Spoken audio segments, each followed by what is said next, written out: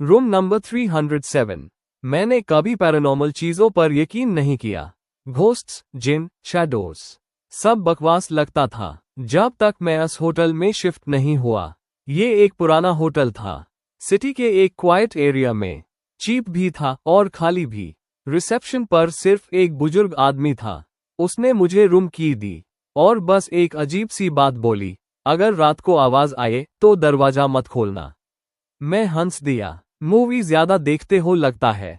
Room number था 307। Room normal था। Bed, एक कुर्सी, एक पुराना मिरर और एक विंडो जो बाहर अंधेरी गली की तरफ खुलती थी। सब ठीक लग रहा था। रात हुई। मेन फोन यूज करते करते सो गया। रात के 3:03 मेरी आंख खुल गई ऑटोमेटिकली, जैसे किसी ने जगाया हो।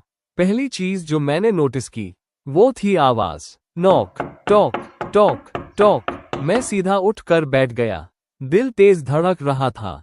फिर आवाज आई दरवाजे के बाहर से, रूम सर्विस। मैंने घड़ी देखी, रात के 3:03। मैंने धीरे से कहा, मैंने कुछ ऑर्डर नहीं किया।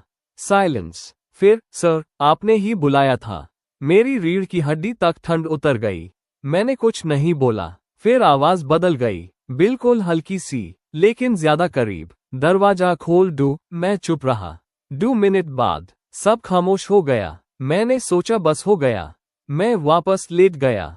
फिर नॉक, इस दफा अंदर से। मेरा जिस्म जम गया। नॉक दरवाजे पर नहीं था, कबर्ड के अंदर से आ रहा था। Talk, talk, talk. मेरी सांसें रुक गई। मैं धीरे से उठकर कपबोर्ड के पास गया। आवाज रुक गई। मैंने हैंडल पकड़ा, हाथ कांप रहा था और धीरे से खोला। अंदर कुछ नहीं था, बस अंधेरा। मैंने फौरन बैंड कर दिया। अस रात के बाद मैं नहीं सोया। सुबह होते हाय मेन रिसेप्शन गया, मुझे रूम चेंज करना है। बुजुर्ग आदमी ने सीधा मेरी आंखों में देखा और बोला, आपने दरवाजा तो नहीं खोला ना? मैंने सिर हिला दिया, नहीं। वो कुछ सेकंड्स चुप रहा, फिर धीरे से बोला, ठीक है। उसने मुझे दूसरा रूम दे दिया, रूम 214। मैंने रिलीफ की सांस ली। नया रूम क्लीन था, ब्राइट था, कोई अजीब फीलिंग नहीं। मैंने सोचा सब दिमाग का खेल था।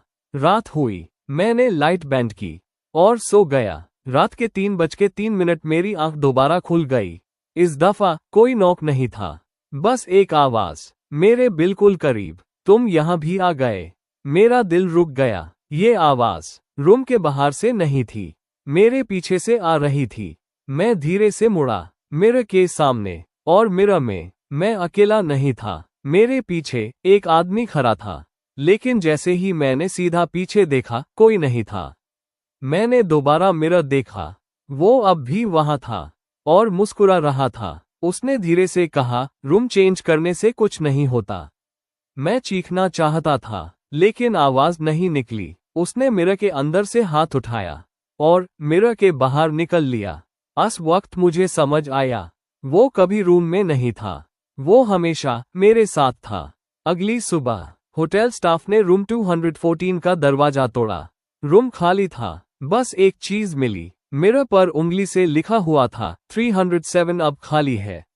और तब से जो भी रूम 307 लेता है, उसे रात 3